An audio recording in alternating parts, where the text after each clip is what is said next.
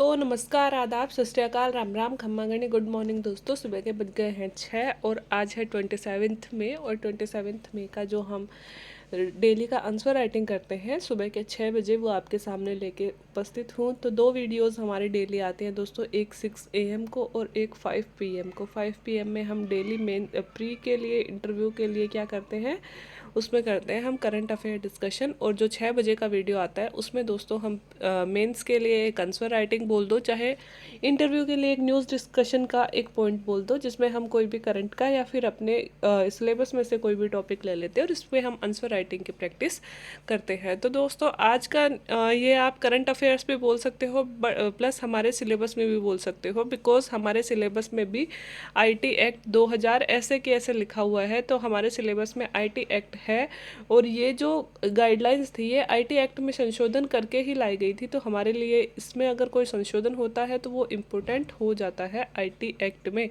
तो दोस्तों आप सब लोग सुन रहे होंगे 2-3 दिन से कि क्या फेसबुक, ट्विटर, इंस्टाग्राम ये सब बंद हो रहे हैं, क्या सोशल मीडिया प्लेटफॉर्म बंद हो जाएंगे, क्या नहीं होंगे।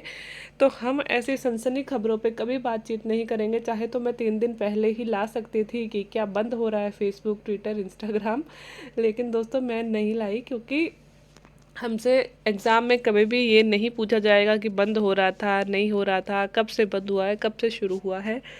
हमारे लिए ज़रूरी हो जाता है तो ये कि ऐसा क्या हुआ था जो कि ऐसी बंद करने की नौबत आ गई है ना। अगर आप सब लोग भी इंटरव्यू की तैयारी कर रहे हो RS की, तो आपने IT एक्ट ज़रूर पढ़ा होगा, बिकॉज फरवरी 2021 में ये नई गाइडलाइंस आई थी और वो हम सब लोग रट के गए थे, पढ़ के गए थे, क्योंकि हमें लग रहा था कि सोशल मीडिया प्लेटफॉर्म्स के लिए अगर नई गाइडलाइंस आती हैं तो हमसे पूछी जाएंगी, और बहुत सारे लोगों से पूछी भी गई है ना, नो डाउट पूछी भी गई।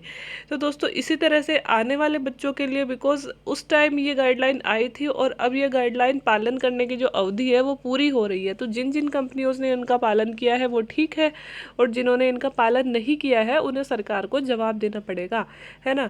तो हो सकता है सरकार इनके लिए कोई थोड़ी सी और टाइम लिमिट बढ़ा दे, या फिर हो सकता है टाइम लिमिट ना बढ़ाए, एक बार को मतलब डराने के लिए बंद भी कर दे। लेकिन जैसे ही ये इन गाइडलाइंस को मानेंगी तो इनको चालू कर दिया जाएगा, ऐसी कोई दुविधा इनमें है नहीं। तो उसी तरह से मैंने क्वेश्चन बनाया, ये नहीं बनाया कि इंस्टाग्राम, फेसबुक बंद हो रही है क्या, नहीं, मैंने ये बनाया है कि भारत सरकार द्वारा समाचार प्रकाशकों, OTT प्लेटफॉर्म्स और डिजिटल मीडिया के लिए बनाई गई नई गाइडलाइंस का वर्णन कीजिए। तो दोस्तों कैसे क्वेश्चन कैसे भी बन सकता है, लेकिन हमारे लिए जानना जरूरी था। ये देखिए मेरे पास स्केच भी दोस्तों ख़त्म हो चुके हैं क्योंकि है ना, बुक डिपोज खुल ही नहीं रही है, और मतलब अपने क्वेश्चन को थोड़ा सा अच्छा बनाने के लिए हाइलाइटर तो था ही नहीं घर पे, थोड़े बहुत ऐसे ही कलर्ड वाले पेन पड़े थे, उन सब की भी अब मतलब सारे पुराने हो गए हैं, सारे ख़त्म होने को आए हैं। अब जैसे ही ठीक है 8th को अगर लॉकडाउन खुलता है तो अच्छे अच्छे पेन और कुछ लेके आऊँगी लिखने के लिए, बनाने के लिए। अभी आप थोड़ा सा इनसे ही एडजस्ट कर लीजिएगा, बिकॉज़ कुछ है ही नहीं घर में। तो क्या बता रही थी मैं कि हाँ, ये जो गाइडलाइंस आई थी दोस्तों फरवरी 2021 में, तो अभी बात ये चल रही है कि देखो 26 फरवरी को गाइडलाइन, 25 फरवरी को गाइडलाइन आई थी और 3 महीने का टाइम दिया गया था सोशल मीडिया प्लेटफॉर्म्स को कि आपको 25 मई तक इन गाइडलाइंस को पालन करना है ना। तो आज हो गई 25 मई, है ना। तो दोस्तों 25 मई तक जिन्होंने इनका पालन कर लिया उनके लिए कोई इशू है नहीं। अब सरकार पूछेगी कि दिखाओ भाई, हमने जो जो कहा था वो आपने माना कि नहीं माना। अगर नहीं माना तो फिर सरकार इन पर निश्चित रूप से एक्शन लेगी। तो हमारे लिए ज़रूरी है कि वो गाइडलाइंस क्या थी, बिकॉज हमारी जब तक मेंस आएगी जब तक ये न्यूज़ तो रहेगी नहीं कि क्या बंद हुआ ट्विटर, क्यों बंद हुआ ट्विटर, क्यों बंद हुआ इंस्टाग्राम। क्योंकि बंद तो मुझे लगता भी नहीं है वैसे होगा, बाकी मैंने इतनी डिटेल में पढ़ा भी नहीं है, वो सारी खबर मैंने पढ़ी भी नहीं है कि बंद होने वाला है नहीं होने वाला है। मैंने सिर्फ ये मतलब ये गाइडलाइंस हमने पढ़ी थी और मुझे ये पता है कि गाइडलाइंस का पालन नहीं करने वाली कंपनियों पर सरकार एक्शन लेने वाली है। तो बाकी आपको हमें आज या कल में पता चल ही जाएगा, पेपर में न्यूज़ आई जाएगी कि क्या सरकार ने एक्शन लिया है। तो हम सिर्फ ये देखेंगे कि दोस्तों 3 तरह के प्लेटफॉर्म होते हैं। अगर सोशल मीडिया पे देखें तो समाचार प्रकाशक होते हैं, ऑनलाइन समाचार जो हम देखते हैं। OTT होती है, OTT का मतलब होता है over the top. Over the top में दोस्तों हमारे जो आते हैं अमेज़ॉन प्राइम आ गया, नेटफ्लिक्स आ गया, है ना। ये सारी जो जिनको हम टीवी पे नहीं देखते, यूट्यूब पे देखते हैं वेब सीरीज़ वगैरह, है ना, ये सारी OTT प्लेटफॉर्म्स होते हैं। और डिजिटल मीडिया होती है, जैसे कि हम यूज़ कर रहे हैं ट्विटर। डिजिटल मीडिया तो जैसे न्यूज़ वाली भी हो सकती है, ट्विटर, फेसबुक, इंस्टाग्राम, ये सब भी है ना। इन सारी चीज़ों पे दोस्तों बिकॉज बहुत सारी चीज़ें सरकार के अधिकार से बाहर होती जा रही है ना। ट्विटर देखिए कितना बड़ा हो गया है। ट्विटर जब चाहे जब प्रधानमंत्री तक के पोस्ट हटा देता है। ट्विटर जब चाहे जब डोनाल्ड ट्रंप, अमेरिका विश्व का सबसे शक्तिशाली देश है, उसके जो सबसे विश्व के यूं कहें सबसे शक्तिशाली पर्सन जो है, उनका अकाउंट बंद कर देता है ट्विटर। तो आप देख सकते हो एक देश से भी शक्तिशाली ये कंपनियां हो गई हैं जो किसी विदेश से हमारे देश में आई हैं। और हमारे देश में भी यही हालत है भाई। अमेरिका जैसे देश में इतने बड़े आदमी का अकाउंट बंद कर सकता है, तो हमारे देश क्या लगता है इसके सामने, है ना। तो इन सभी को थोड़ा सा रेगुलेट भी करने के लिए, और दोस्तों सोशल मीडिया के अच्छे उपयोग तो है ही कि हम एक सेकंड में विश्व के किसी भी कोने तक पहुंच सकते हैं, लेकिन गलत उपयोग भी है कि एक फेक न्यूज़ विश्व के किसी भी कोने से हमारे यहाँ भी आ सकती है ना। तो इन सभी को रेगुलेट करने के लिए गाइडलाइन लाई गई थी। बाकी हम आंसर में डिस्कस कर ही रहे हैं, तो आइए देखते हैं। 100 शब्दों में मैंने इसे लिखा है। जितना छोटा बना सकती थी उतना छोटा बनाया दोस्तों, बिकॉज ये गाइडलाइन बहुत ज़्यादा डिटेल में दी गई है। फिर भी मैंने शॉर्ट सा क्वेश्चन बनाने की कोशिश करी है आंसर। हाल ही में भारत सरकार द्वारा 25 फरवरी को सभी सोशल मीडिया प्लेटफॉर्म्स के लिए बनाई गई नई गाइडलाइंस का पालन करने हेतु इनको 25 मई तक की दी गई समय सीमा खत्म हो रही है। दोस्तों इनको 25 फरवरी के लिए इनके लिए गाइडलाइन बनाई गई थी और 25 मई तक की सीमा इन्हें दी गई थी, और 25 मई तक की समय सीमा अब खत्म हो रही है, जिससे उन प्लेटफॉर्म्स पर सरकार की तलवार लटकी हुई है जिन्होंने पूर्णतया इन नियमों का पालन नहीं किया है। ठीक है, ये बात मैंने आपको समझाई दी। सरकार द्वारा सूचना प्रौद्योगिकी मतलब आईटी एक्ट जो हमारा है, तो सूचना प्रौद्योगिकी फिर ब्रैकेट में लिखेंगे हम मध्यवर्ती संस्थानों के लिए दिशा निर्देश और डिजिटल मीडिया आचार संहिता 2021 नियम बनाए थे। जी हाँ, इस नियम का यही नाम है और यही आपको याद करना पड़ेगा अगर आप हिंदी में लिखना चाहते हो। तो जो 2021 में नई गाइडलाइंस आई थी उनका यही नाम है। सूचना प्रौद्योगिकी एक्ट है हमारा 2000 का, उसमें संशोधन करके ये गाइडलाइन लाई गई थी। तो इनका नाम है सूचना प्रौद्योगिकी, फिर ब्रैकेट में लिखेंगे मध्यवर्ती संस्थानों के लिए दिशा निर्देश और डिजिटल मीडिया आचार संहिता। मध्यवर्ती संस्थान यही होते हैं दोस्तों, ट्विटर, फेसबुक, यही मध्यवर्ती संस्थान होते हैं। ये क्या कहते हैं, देखो ट्विटर पे अगर कोई इल्ज़ाम लगाते हैं, फेसबुक पे हम लोग इल्ज़ाम लगाते हैं कि आप क्या कर रहे हो, हमारे देश में हिंसा फैलाने की कोशिश कर रहे हो, है ना। नहीं होता। जैसे ट्विटर पे कई बार जैसे रिहाना ने हमारे यहाँ के लिए ट्वीट कर दिया था कि किसानों पे हमें ध्यान देने की ज़रूरत है, तो हमारे देश के कई महान लोग भड़क गए थे कि भाई तू कौन होती है हमें बताने वाली, पहले अपने देश को तो संभाल लो फिर हमारे देश में झाँको। तो हम लोगों ने हैशटैग करके क्या अभियान चलाया कि भाई वो लोग हमारे देश में घृणावादी राजनीति फैलाने की कोशिश कर रहे हैं, जबकि अपने अंदर तो झाँक नहीं रहे। भाई हमारे देश में जो हो रहा है, हमारी राजनीति जो चल रही है, हम कर लेंगे ना मैनेज। आप कौन होते हो हमारे देश के आंतरिक मामलों में इंटरफेयर करने वाले, है ना। तो ये हमारे लोगों को बुरा लगा था। तो दोस्तों जब हम ट्विटर को ऐसे बोलते हैं कि ट्विटर को बोलें कि भाई ये घृणास्पद कमेंट आप हटाओ, तो ट्विटर क्या बोलता है, या फिर हम ऐसा करें कि भाई इन चीज़ों को आप मैनेज करो ना जिससे हमारे देश में प्रॉब्लम हो रही है, चाहे फेसबुक को बोले चाहे ट्विटर को बोले। तो ये क्या बोलते हैं, भाई हम क्यों मैनेज करें, हम थोड़ी लिख रहे हैं, ये तो कोई और लिख रहा है। हम तो सिर्फ एक प्लेटफॉर्म है, हम तो सिर्फ एक मध्यवर्ती चीज़ है जो किसी व्यक्ति की बात आप सारे लोगों तक पहुँचा रहे हैं। हम तो एक प्लेटफॉर्म है, मध्यवर्ती प्लेटफॉर्म है, इसलिए इसको नाम दिया गया है दोस्तों मध्यवर्ती संस्थानों के लिए दिशा निर्देश, है ना। और बाकी डिजिटल मीडिया तो है ही, डिजिटल मीडिया के लिए आचार संहिता। तो समझ में आ गया होगा इसका नाम क्यों दिया गया है। तो नाम अगर ध्यान से पढ़ोगे तो याद करने में कोई दिक्कत नहीं होगी, बिकॉज अगर ये गाइडलाइंस के बारे में क्वेश्चन आता है तो ये नाम तो लिखना बनता ही है ना। तो सूचना प्रौद्योगिकी मध्यवर्ती संस्थानों के लिए दिशा निर्देश और डिजिटल मीडिया आचार संहिता नियम 2021 बनाए गए हैं, है ना। इन नियमों को आईटी एक्ट 2000 के धारा 87(2) के तहत पूर्व सूचना प्रौद्योगिकी नियम 2011 के स्थान पे लाया गया। दोस्तों हमारा मेन था आईटी एक्ट, है ना। आईटी एक्ट की धारा थी 87, है ना। आईटी एक्ट सबसे पहले आईटी एक्ट 2000 में बनाया गया था, है ना। उसकी धारा 87 थी और उसमें दोस्तों संशोधन किया गया था 2011 में। अब 2011 वाले में भी संशोधन करके कौन सा लाया गया है, 2021 लाया गया है, ठीक है। तो अब हम देखते हैं कि क्या संशोधन किए गए। इसमें निम्न 3 प्लेटफॉर्म से तो नियम बनाए गए। तो 3 प्लेटफॉर्म है, एक है दोस्तों सोशल मीडिया, एक है डिजिटल न्यूज़ और एक है ओटीटी। तो ओटीटी वगैरह तो हो गए, नेटफ्लिक्स वगैरह। डिजिटल न्यूज़ हो गए जो भी न्यूज़ एजेंसी हैं जो डिजिटल चलती हैं, ऑनलाइन चलती हैं, है ना। और तीसरा हो गया दोस्तों सोशल मीडिया। सोशल मीडिया मतलब यही फेसबुक, ट्विटर, इंस्टाग्राम वगैरह, है ना। इन तीनों के लिए अलग अलग कोड सरकार ने बनाए हैं कि भाई ये बनाए थे दोस्तों, ये गाइडलाइंस आई थी 25 फरवरी को और सरकार ने बोला था हम आपको 25 मई तक आपको इन गाइडलाइंस को लागू करने होगा, अन्यथा हमारे देश में से टाटा बाय बाय कीजिए, हमें ज़रूरत नहीं है आपकी। जिस तरह से व्हाट्सएप को कहा ना हमने, इसी तरह से इनको भी कहा था कि भाई हम ये गाइडलाइंस दे रहे हैं, सॉरी, अगर हमारे देश में आपको धंधा चलाना है तो हमारी बातें माननी पड़ेंगी, आप हमारे देश से ऊपर नहीं हो। ये बातें इनको कही थी, ठीक है। तो क्या क्या बातें इनको पालन करनी थी वही हम देखेंगे। एक सेकंड।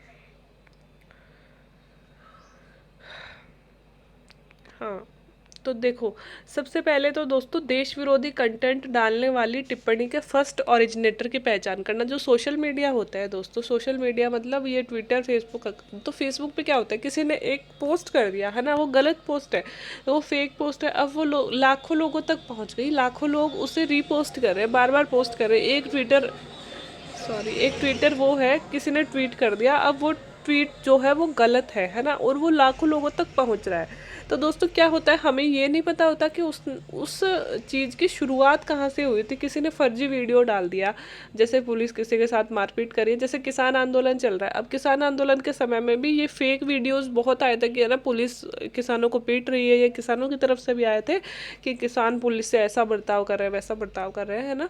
तो इसमें क्या होता है, फेक वीडियोस डाल देते हैं, कोई पुराना वीडियो उठाया वो डाल दिया, वो वीडियो है आज से 10 साल पहले का, लेकिन इस वाले आंदोलन के टाइम पे डाल दिया। अब जनता भड़क जाती है, ओ माय गॉड, लोगों के साथ तो पुलिस देखो ऐसा बिहेव कर रही है ना, जबकि वो वीडियो आपका है ही नहीं, वो किसी और दंगे का वीडियो है। तो हमें क्या होता है, ऐसा काम करने वाले, ऐसा जो घृणा फैलाने वाले फर्स्ट ओरिजिनेटर जो होता है, मतलब जहाँ से उस खबर का प्रारंभ किया गया है, सरकार ने कहा कि जब जब हम चाहेंगे आप हमें फर्स्ट ओरिजिनेटर की जानकारी दोगे, जिस भी खबर के बारे में चाहेंगे। यहाँ पे उन्होंने बोला है देश विरोधी कंटेंट, तो मतलब की बात यह है कि सरकार जिस भी कंटेंट के बारे में चाहे उसका ओरिजिनेटर सरकार जान सकती है, ठीक है। दूसरा इनको कहा कि आपको एक शिकायत निवारण अधिकारी बिठाना होगा और वो शिकायत का निवारण करेगा, जो भी शिकायत लोगों को होगी। मतलब जिस तरह से हमें नहीं होता, अमेजोन फ्लिपकार्ट पे अगर हमें कोई प्रॉब्लम होती है तो हम क्या करते हैं, हेल्पलाइन पे कॉल करते हैं, वहाँ से कॉल रिसीव करते हैं और हमारी प्रॉब्लम का सोल्यूशन करते हैं। लेकिन दोस्तों फेसबुक पे अगर हमारे खिलाफ कोई पोस्ट हो रही है, ठीक है, मान लो मैं लड़की हूँ और मेरे खिलाफ मतलब मेरी ही जैसे कोई फ़ोटो पोस्ट कर दी, नकली फ़ोटो पोस्ट कर दी, या फिर नकली नहीं मानो असली फ़ोटो पोस्ट कर दी, लेकिन मेरा अकाउंट तो कोई और है, ठीक है, लेकिन कोई और अपने अकाउंट से मेरे नाम की फर्जी आईडी बना के मान लो फ़ोटो वोटो पोस्ट हो रही है, तो मैं कहाँ पे शिकायत करूँगी, मैं जाऊँगी साइबर थाने में। लेकिन दोस्तों मैं साइबर थाने में क्यों जाऊँ, अगर मेरे पास एक ऐसा हेल्पलाइन नंबर होना चाहिए ना, कि मैंने ये देखा कि अच्छा मेरे खिलाफ ये हो रहा है, तो मैं तुरंत उसको फ़ोन करती हूँ, तुरंत उस हेल्पलाइन पर फ़ोन करती हूँ, और वहाँ से एक अधिकारी होता है जो उठाता है और वो तुरंत उस चीज़ का निवारण करता है। अच्छा मैडम ये आपका अकाउंट नहीं है, तो अच्छा आप मुझे डिटेल दे दीजिए। फिर वो उस अकाउंट के बारे में जानकारी लेगा कि ठीक है भाई ये अकाउंट जो बना हुआ है इसमें जो नंबर वंबर दिए हुए हैं वो कौन से नंबर है। अगर वो उनसे मतलब संपर्क हो पाता है, अगर कोई रियल बंदा है तो उससे वो बात करेगा कि भाई तुमने फर्जी क्यों बनाया, जो भी है मतलब वो पूरी जाँच करेगा, और अगर वो पाता है कि वो वाला फर्जी है तो उसे तुरंत बंद करे। क्योंकि बहुत सारे मैटर्स में ऐसे होता है दोस्तों, गलत वीडियोज़ गलत फोटोज़ लीक हो जाती है, कई बार लड़कियाँ लड़के या फिर कोई रिलेशनशिप में होता है उनको सुसाइड तक करना पड़ता है ना। तो ऐसे क्यों क्यों ये सब क्यों होता है, क्योंकि कोई शिकायत निवारण अधिकारी ही नहीं है। फेसबुक पे हमारे खिलाफ कोई क्राइम हो जाता है तो हमें सिर्फ साइबर थाने में जाना पड़ता है, और साइबर थाने में भी एक प्रोसेस को पूरा होने में दोस्तों साइबर थाने वाले अमेरिका फ़ोन करते हैं। अमेरिका का कोई हमारे यहाँ पे प्रतिनिधि नहीं होता है, साइबर थाने वाले क्या करते हैं, अमेरिका फ़ोन करते हैं और अमेरिका फ़ोन करके बोलते हैं कि सर ये एक ऐसे फर्जी खाता खुला हुआ है, फर्जी पोस्ट हुई है, पोस्ट के लिए तो कौन ही जाता है कि सर एक ये अकाउंट है जो गलत बनाया गया है किसी के नाम से, तो आप उसे बंद कर दीजिए, है ना। और उसमें भी अगर सैटरडे संडे हो जाए तो वो कहेंगे सैटरडे संडे की तो हमारी छुट्टी है, आप मंडे को कॉल कीजिएगा। सैटरडे संडे तो शायद वो फ़ोन ही रिसीव नहीं करेंगे, तो मंडे को कॉल कीजिएगा। तो इस तरह से दोस्तों अगर किसी की ज़िंदगी का सवाल है तो वो तो बहुत बड़ी प्रॉब्लम हो जाएगी, है ना। तो इसलिए ऐसा एक शिकायत निवारण तंत्र बनाया जाए जिसमें शिकायत निवारण अधिकारी बिठाया जाए और वो 24 घंटे शिकायत सुनने के लिए तैयार रहे, ठीक है। फिर एक मासिक शिकायत रिपोर्ट सरकार को पेश करनी होगी जिसमें यह बताना होगा कि कितनी शिकायतें हुई है और कितने का किस तरह से समाधान आपने किया है, ठीक है। ये और एक आपत्तिजनक कंटेंट 24 घंटे के अंदर अंदर हटाना होगा। ये कि कोई भी आपत्तिजनक किसी का गलत वीडियो पोस्ट हो गया, जैसे हमारे यहाँ की बात है ना, जो जयपुर के आसपास कोई घटना हुई थी, वो हस्बैंड वाइफ कहीं जा रहे थे तो रेप हुआ था उस वाइफ का, वो भी हस्बैंड के सामने, और इवन इतनी बुरी घटना हो गई, उसके बाद में भी हुआ क्या था कि उस उनके वीडियो को वायरल करने के लिए मतलब एक तो उस महिला के साथ गलत गलत हुआ, उस कपल के साथ गलत हुआ, ठीक है, और दूसरा कि वो अपराधी इतने मतलब भयानक निडर बन के घूम रहे हैं कि वो उनको फ़ोन करके उनको परेशान कर रहे हैं कि आप हमें इतने पैसे और दीजिए, नहीं तो हम आपको आपका जो ये वीडियो है ये वायरल कर देंगे, ठीक है। अब उस बेचारे ने एक दो बार डर के मारे, शर्म के मारे, मतलब एक तो उसकी ज़िंदगी लुट गई, फिर उसे पैसे और दे रहा है वो, है ना, अपराधियों को, ठीक है, एक दो बार उसने दे दिए, लेकिन मतलब जो जो गलती करने वाला होता है वो इतना पागल हो जाता है अहंकार में कि उसे पता ही नहीं होता वो क्या कर रहे हैं। तो उसने फिर पैसे मांगे, फिर पैसे मांगे, फिर उसने अपने भाई को बताया, तो पुलिस में न्यूज़ गई, तब तक उन्होंने सच में वीडियो वायरल कर दिया था। ये अभी की घटना है, एक दो साल पहले की। तो आप सोच रहे हो, और उस वीडियो को हटाने में हमारी सरकार को, मतलब वो वीडियो वायरल हो गया, घर घर तक पहुंच गया, उस वीडियो को सोशल मीडिया से हटवाने में हमारी सरकार को 4 से 5 दिन लग गए। तब आप सोच सकते हो उस महिला की ज़िंदगी, उस कपल की ज़िंदगी और उस परिवार की ज़िंदगी क्या हुई होगी। उन्हें न्याय तो मिला, अपराधी पकड़े भी गए, उन्हें सजा भी हुई, लेकिन जो चीज़ वो छुपाना चाहते थे वो सबके सामने आ गई ना। तो ऐसी चीज़ों के लिए कुछ तो होना चाहिए। तो ऐसे अगर आपत्तिजनक कंटेंट अगर कोई आ जाए ऐसे मीडिया प्लेटफॉर्म पे, तो ये लोग गारंटी लेंगे कि 24 आवर्स के अंदर हम उसे हटाएंगे, है ना। तो ये 3-4 चीज़ें इसमें, ये मोटी मोटी और भी छोटी मोटी चीज़ें बहुत सारी है, लेकिन मोटी मोटी ये 4 बातें हमें याद रखनी है कि सोशल मीडिया पे ये रेगुलेशन सरकार ने लगाए थे। दूसरा चलते हैं दोस्तों डिजिटल न्यूज़ पे। डिजिटल न्यूज़ क्या होती है, मतलब मोबाइल में हम कितने सारे मोबाइल में न्यूज़ चैनल चल रहे हैं, है ना, उन पे कौन, मतलब उस पे उनका जो कौन है मास्टर, कौन उनको नियंत्रण करता है, कोई भी नहीं करता है अभी तक, तो है ना। तो उसके लिए दोस्तों, जिस तरह से हमारे जो अखबार होते हैं उनको प्रेस काउंसिल ऑफ इंडिया करता है, जिस तरह से टीवी न्यूज़ चैनल पे होते हैं उनको केबल टीवी रेगुलेशन उनके लिए बने हुए हैं, लेकिन जो डिजिटल मीडिया है ना, उनके लिए कोई भी रेगुलेशन नहीं है। तो अब डिजिटल मीडिया को भी प्रेस काउंसिल ऑफ इंडिया का प्लस केबल टीवी रेगुलेशंस दोनों का पालन करना होगा, ठीक है। इनको भी कोड ऑफ इथिक्स के पालन हेतु सेल्फ रेगुलेटरी बॉडी का निर्माण करना होगा। अभी इनके लिए ऐसा कोई निवारण तंत्र नहीं बनाया गया है। उनको बोला गया है कि आप अपने हिसाब से एक रेगुलेशन बॉडी का निर्माण करो, जिसमें 3 स्तर पर रेगुलेशन करेंगे। सबसे पहले तो जो ये प्रकाशक हैं, मतलब एक कोई कंपनी है जो सोशल मीडिया पे न्यूज़ पब्लिश करवाती है, उनका अपना एक चैनल है। जैसे मेरा एक चैनल है, मान लो मेरा न्यूज़ का ही चैनल है, तो मेरे पास, मैं जैसे न्यूज़ चैनल पोस्ट करवाती हूँ, तो मैं अपने ही स्तर, जैसे मेरे पास 15 लोग काम करते हैं, तो मैं अपने ही स्तर पे एक नियामक बना लूंगी कि कोई भी न्यूज़ पब्लिश होने से पहले एक व्यक्ति को बिठा दूंगी कि भाई तू देख लेना, इसमें कोई भी ऐसा कंटेंट नहीं हो जिससे कुछ भी प्रॉब्लम हो जाए। तो वो तो हो गया कि प्रकाशकों द्वारा स्वतः नियमन करना, पहले स्तर पे तो स्वतः नियमन। दूसरा हो जाएगा स्वयं विनियामक संस्थाओं के द्वारा नियमन, मतलब कि एक शहर में जितने भी सोशल मीडिया वाले प्लेटफॉर्म्स हैं वो सब मिलके एक नियामक बना लेंगे, मतलब कि अच्छे अच्छे पोस्ट वाले लोगों को चुन लेंगे और एक संस्था बना देंगे। कोई भी खबर जाने से पहले एक बार उनको चेक करवा ली जाएगी, या फिर कोई भी खबर पे इशू होने पर उनके पास जाएगी और वो चेक कर लेंगे कि हाँ ये इशू वाली खबर है कि नहीं है ना। 2 स्तर पे। और तीसरे स्तर पे दोस्तों खुद सूचना प्रसारण मंत्रालय आ जाएगा, वो इनका नियमन करेगा। तो पहले स्तर पे स्वतः नियमन, दूसरे स्तर पे स्व विनियामक जो संस्थाएं हैं वो आपस में मिलकर नियमन, और तीसरे स्तर पे जो हमारा सूचना प्रसारण मंत्रालय है वो नियमन करेगा, ठीक है। ये हो गया डिजिटल न्यूज़ के लिए। और थर्ड है दोस्तों ओटीटी प्लेटफॉर्म। ओटीटी प्लेटफॉर्म क्या हो गया, हमारा नेटफ्लिक्स, अमेजन प्राइम, और इस ऐसे ही कितने सारे प्राइम चलते हैं वो सारे, है ना। इसमें आप देख रहे होगे, इसमें क्या होता है, बहुत सारी अडल्ट चीज़ें, गंदी चीज़ें, जैसे मतलब बहुत सारी ऐसी चीज़ें, जैसे कि गाली तो आम हो गई। पहले हमारी जो मूवीज़ होती थी उसमें गाली वाली नहीं दी जाती थी, और इन वेब सीरीज में खुलेआम गाली वाली, और मतलब कैसे भी सीन दिखाओ, बिकॉज इन पे कोई भी रेगुलेशन नहीं है, क्योंकि इनको कोई भी रेगुलेट नहीं कर रहा है। जिस तरह से फिल्मों को सेंसर बोर्ड में जाते हैं फिल्म वाले, तो ये लोग नहीं जा रहे हैं अभी, है ना। तो इसलिए इन पे कोई रेगुलेशन ही नहीं है, मतलब ये विदेश की कॉपी कर रहे हैं, जहाँ पे जिस तरह के सीन दिखाते हैं वहाँ पे ही अपने इंडिया में भी वैसे ही सब कुछ हो रहा है। लेकिन दोस्तों इसमें फ़ायदा भी है, क्योंकि एक तो ये लोग सच्चाई दिखाते हैं, है ना, वो चीज़ें जो पिक्चर वाले नहीं दिखा पाते हैं, किसी सरकार के खिलाफ नहीं बोल पाते हैं खुल के, वेब सीरीज में वैसी चीज़ें खुल के सामने आ रही है। बहुत सारे मुद्दे हैं जो जो असली जो टीवी वाला प्लेटफॉर्म है, सिनेमा जगत है, उसमें नहीं आता है, बहुत सारे प्रेशर होते हैं। लेकिन ये लोग बहुत सारे इश्यूज़ पे, आप अपने वेब सीरीज़ देखोगे, बहुत बड़ी शानदार वाली वेब सीरीज भी होती है जिन्हें देख के सच में ऐसा लगता है कि हाँ धरातल क्षेत्र पे ये हो रहा है ना। लेकिन दूसरा ये भी है कि दोस्तों गलत चीज़ें भी दिखाई जा रही हैं, तो इनको रेगुलेट करना होगा। इसलिए सबसे पहले इनको बोला गया कि 5 आयु वर्ग बनाकर, मतलब कैटेगरी बनानी होगी आपको। कोई भी कंटेंट आप बनाओगे उसके लिए 5 आयु वर्ग की कैटेगरी बनानी होगी। एक होगी U+, जिसे यूनिवर्सल, मतलब सब कोई देख सकेगा, छोटे बच्चे से लेकर बड़ा तक। दूसरी होगी UA+, है ना, इसमें 7+, UA7+, है ना, इसमें 7 वर्ष से ऊपर के बच्चे देख सकेंगे। थर्ड होगी UA13+, इसमें 13 वर्ष से ऊपर के बच्चे। फिर UA16+, इसे 16 वर्ष तक के ऊपर के बच्चे। और एक होगी अडल्ट, जिसे सिर्फ अडल्ट ही देख सकेंगे, है ना। इस तरह की 5 कैटेगरी बनानी पड़ेंगे, मतलब यूनिवर्सल, 7+, 13+, 16+ और अडल्ट, ठीक है।